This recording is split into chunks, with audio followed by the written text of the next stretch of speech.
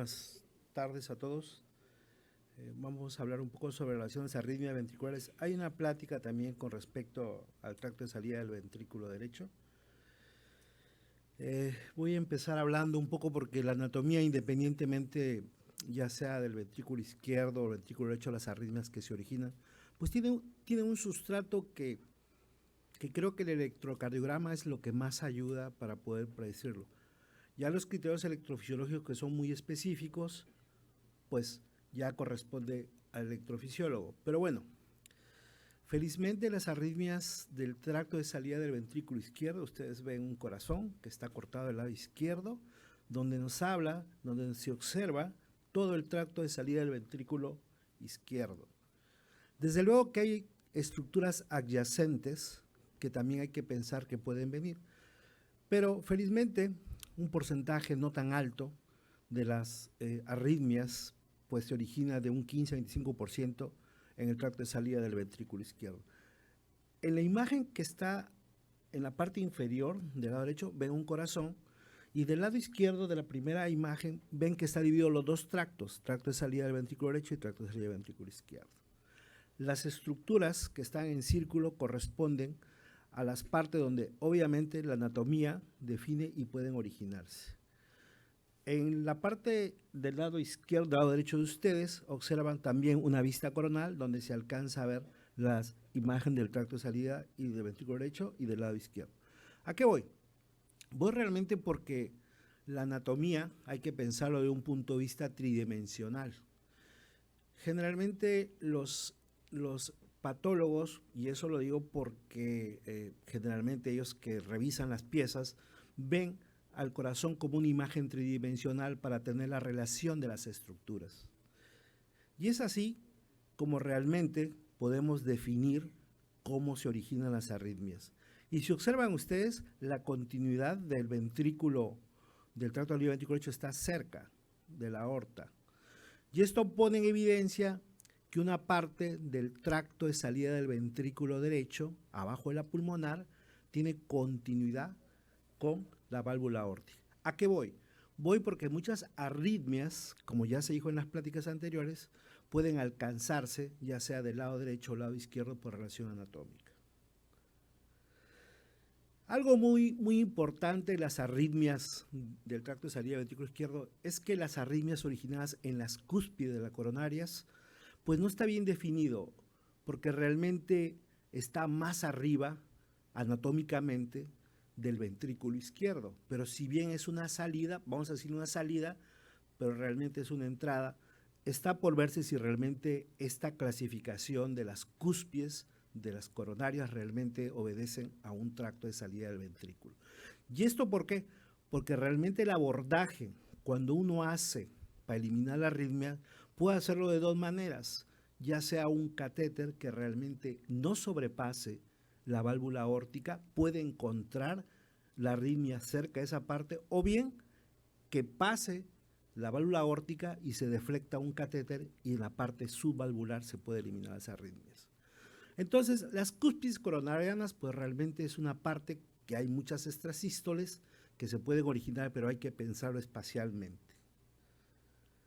Y esta es una imagen donde habla lo que lo había comentado, que puede ser, esto es una imagen donde se ve que el catéter está en una valva, realmente en las cúspides, para ablacionar, y en el catéter se ha sobrepasado, se ha dado una curva y está abajo de la válvula aórtica. En realidad, las arritmias pueden venir de muchos sitios y generalmente hay una parte muscular dentro de las válvulas.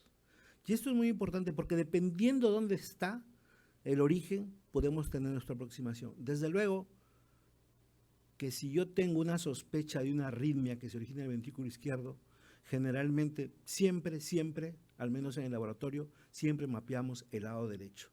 A pesar de que el electro nos diga que es del ventrículo izquierdo, siempre mapeamos. Y es así como tenemos una imagen donde está la posición, acá vemos las características electrocardiográficas de las arritmias que se originan en el tracto de salida del ventrículo derecho y otras que se originan en el tracto de salida del ventrículo izquierdo. Es evidente, si se fijan en B1, es evidente la diferencia que existe de estas extrasístoles del lado derecho comparados con el lado izquierdo. Desde luego, como dijo el doctor Soto, un ejemplo, pues son las taquicardias fasciculares que si es origen básico, pues son del lado izquierdo. La gran mayoría va a tener una imagen de bloqueo de rama derecha, a diferencia de las del lado derecho que tienen una imagen de rama izquierda. Puede haber alguna diferencia, tal vez electrocardiográfica, pero realmente eso se define prácticamente con el catéter para ver dónde está. Es importante saber específicamente que las arritmias originadas, ya sea en el ventrículo izquierdo, tienen cierta característica. Y observen ustedes también que hay ramas derechas, la mayoría, y también ramas izquierdas de acuerdo a donde está la posición. ¿Esto a qué nos lleva? Nos lleva a que, si bien el patrón electrocardiográfico nos ayuda, pues hay que también sospechar de dónde realmente se está originando. Y en este ejemplo pone muy claro, por ejemplo, las características de las cúspides coronarianas. Pero también presten importancia, fíjense ustedes en B1, cómo está la característica de las cúspides coronarianas. Y recuerden que aquí está el tracto de salida del ventrículo derecho y está en continuidad con las cúspides coronarianas. Aquí está la derecha, generalmente, y aquí está la izquierda. Esa continuidad de la pulmonar del tracto de salida del ventrículo derecho nos habla pues que tiene una estructura a un costado. Y obviamente, a pesar, como estamos hablando, que las cúspides coronarianas se encuentran en una posición espacial más alta que el ventrículo izquierdo, puede cambiar también la morfología del electrocardiograma. Pero observen ustedes, todas tienen al menos una negatividad en B1. Y algo muy importante, la transición que habló el doctor Soto, súbitamente está en B2, B2, uno es en B3. Obviamente esto es del lado izquierdo. Son los tres tipos de arritmias originadas. Pero fíjense ustedes aquí en esta flecha, la coronaria derecha, como está en continuidad con el tracto, pues asemejarse una que está realmente en el tracto de salida del ventrículo derecho.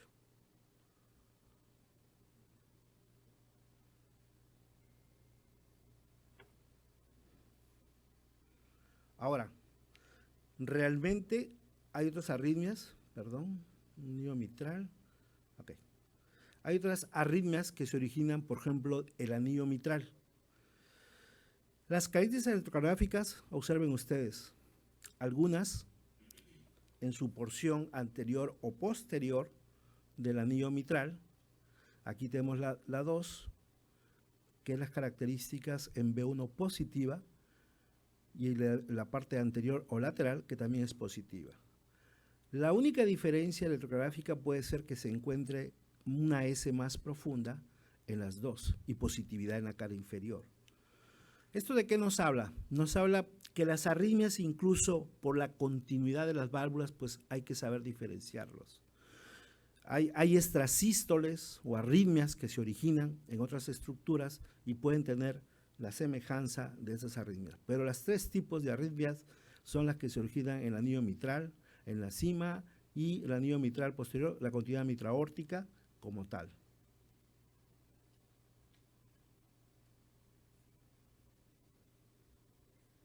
No sé si corre ahí corre, no corre, ¿no? A ver. Con la flecha. No, aquí yo voy a hacer con la flecha. ¿Corrió o no corrió? No, no corrió, mira.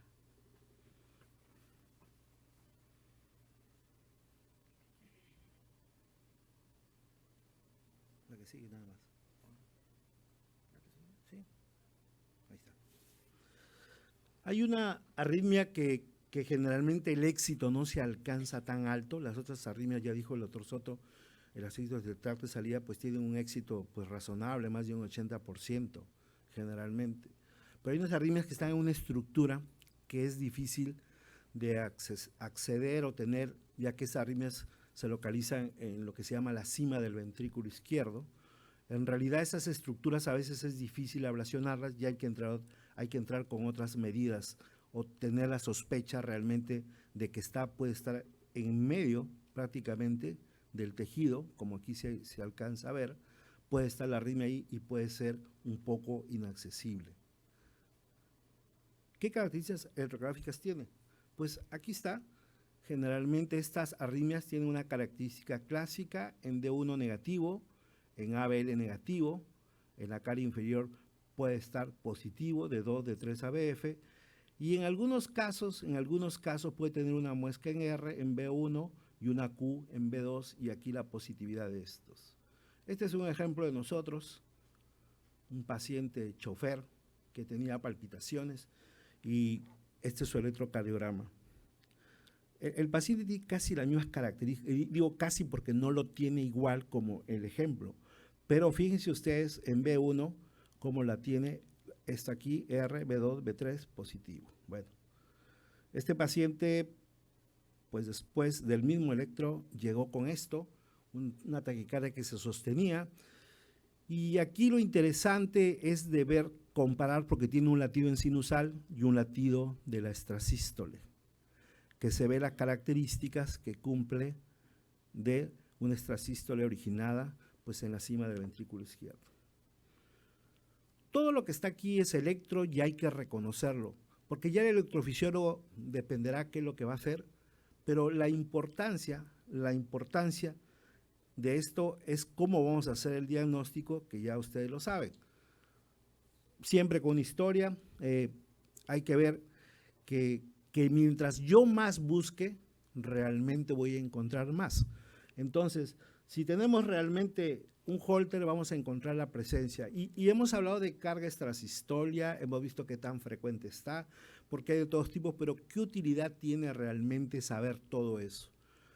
La prevalencia, pues a veces depende de cada centro y realmente sabemos que puede incrementarse con la edad. Algo muy importante, lo que se ha hablado, que es la taquicardiomiopatia, así como puede haber una arritmia supraventricular que por la permanencia puede originar, pues también puede ser desde el punto de vista de una extrasístole. Y ya dijo el doctor Soto también, y hubo un caso donde se estaba planteando por una disfunción ventricular que tenía. Lo que sí sabemos es que los modelos en animales, y también lo hemos visto en humanos, es que la permanencia del extrasístole de taquicardia, si no se trata, llega a un momento a tener disfunción ventricular. Y eso se ha visto en las guías, que es una indicación de eliminar esa arritmia. Desde luego que esto, como dijo el doctor Soto en la plática anterior, pues no tiene que tener cardiopatía, pues estamos hablando de una arritmia idiopática. La sintomatología del paciente lo refiere como quiere. La verdad que algunos lo refieren como sensaciones raras, golpes, vuelcos, etc. Y yo creo que esa es la parte cómo poder identificarlo. ¿Por qué? Porque realmente el paciente a veces ni lo percibe. Y esto lo pongo el ejemplo a los pacientes. Porque llegan con un médico, ya le dice que tiene taquicardia y el paciente se pone mal ya toda la vida porque le dijeron que tiene taquicardia. Y ya estaba bien, lo vieron en un Holter. Nosotros podemos percibir los latidos del corazón, lo percibimos, mas no realmente tiene algo, es una percepción. El paciente que tiene esto lo percibe como algo intenso y muy intenso, con el cual obviamente le molesta. Entonces, cuando alguien dice que tiene taquicardia, pues ya el paciente lo relaciona con eso nada más. Y es un problema realmente porque a pesar de múltiples estudios puede tener una carga rítmica que vamos a ver por qué, realmente es bajo y no necesita tal vez tantas cosas. Hay que hacer todos los estudios que ustedes ya saben. Generalmente lo que se alcanza a poder diagnosticar más fácilmente es un Holter. También hay que saber cuándo indicar un Holter, porque si tiene pocos eventos, a la semana ese Holter sale sobrando realmente y no tiene caso. Los Holter cuando están sintomáticos sí nos ayudan, y sintomáticos cuando es frecuente, porque si no tiene frecuente no nos va a servir. Y esto es algo muy importante porque de todas maneras nosotros siempre nos peleamos con los Holter. Los diagnósticos electrocardiográficos los hacemos siempre con un electrocardiograma, no con las derivadas de los Holters, porque la precisión no es la misma. Segundo, el Holter de forma automática sensa un ruido, entonces aparecen 100,000 extrasístoles por el ruido, y está puesto acá y lo ve alguien que no sabe y nos lo manda. Y en realidad depurar un Holter es la parte. Nosotros en nuestro departamento tenemos Holter aparte, porque nosotros sí depuramos el ruido y lo ponemos realmente la cantidad de extrasístoles que tiene. Y es una parte importante, porque todo el mundo se fija en lo que está en la primera hoja y dice 100.000, 200.000 extrasístoles, hay que mandarlo. Entonces, cuando uno ve, tiene poco y es más ruido. Entonces, esa parte hay que tenerlo en mente. Y bueno, si tiene 30 o más extrasístoles, pues se asocia a un mayor riesgo cardiovascular si está mayor. Ahora, ya habló de los betabloqueadores como una alternativa. Creo que eso no hay que explicarlo mucho, pero sí hay que ver que este grupo de arritmias pueden desencadenar arritmias ventriculares malignas y sostenidas, y esto hay que tenerlo en cuenta. ¿Y por qué empezó la importancia de extrasístoles? Es un estudio viejo del doctor Frank Bogun de Ann Arbor, donde él realmente vio el porcentaje de extrasístoles con los pacientes que tenían cardiomiopatía o no tenían cardiomiopatía. Esto se puede ejemplificar con un estudio reciente que realmente lo único que hace ver que los pacientes que tenían preablación, la función del ventrículo izquierdo, pues después de eliminado aumentaban más su función ventricular.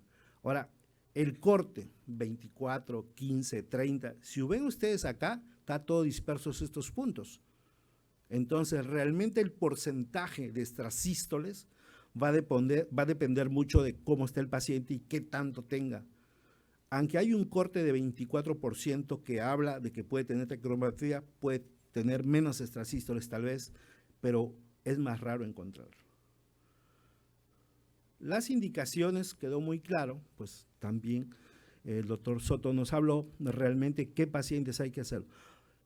Parece ser que las extrasístoles del tracto del ventrículo derecho tienen una indicación pues muy buena, es un nivel de evidencia muy bueno, pero las izquierdas todavía nos falta un poco probablemente. Y esto lo pone en evidencia con una indicación 2A en las guías donde habla sobre que realmente las extrasístoles que pueden del ventrículo izquierdo del tracto de salida, pues necesitan un poco de abordaje diferente y probablemente sea el éxito no tan alto. Sin embargo, esto va a depender del grupo que se esté tratando. Y bueno, no voy a tener en esto, pero habla sobre que realmente los que tienen extrasístoles del tracto de salida de ventrículo izquierdo, pues a veces es un poco más difícil. Y pues nadie duda que las extrasístoles del lado derecho pues se ablacionan sin ningún problema, ¿no? Esas quedan muy claro que basta solamente un poquito de ablación y listo. Pero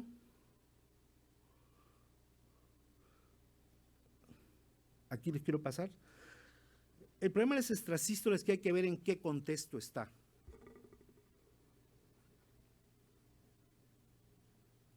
Ya está acá afuera. Okay. Fíjense ustedes, esto dura un minuto. Tiene múltiples extrasístoles, pero quiero que vean cómo inicia algo con una extrasístole que parece ser la misma la que está ahí. Varía algunas veces, es un paciente, una mujer. Nosotros lo mandamos a una revista y pues bueno, nos dijeron, hemos visto otra que dura más, nos dijeron. Entonces, el problema de que quién dura más o quién dura menos, pues es un problema. Lo único que sé es que felizmente pues no le quitaron el Holter a este paciente porque se estaba grabando, pero la misma extrasístole que originó esto, se lo quita. Desde luego que este es un paciente inusual.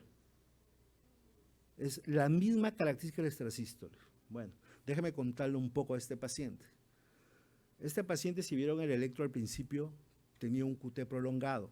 Era un QT largo 7, un síndrome que se llama Anderson-Tawil Syndrome, que tiene una deficiencia de potasio, y pues las extrasístoles siempre la tenían. Nosotros le sugerimos ablación, no consensado con nosotros, tuvimos que emplear porque estos pacientes tienen una característica fenotípica del síndrome Anderson-Tawil Syndrome, Y pues lo ablacionamos porque esta paciente estaba haciendo así muchas arritmias de esa magnitud. Lo bueno fue que la misma extrasístole originada pues es la que la quitó. ¿Y a qué voy? Voy a que las extrasístoles siempre tenemos el tiempo que es algo benigno, pero también hay que pensar que puede pasar esto. Muchas gracias.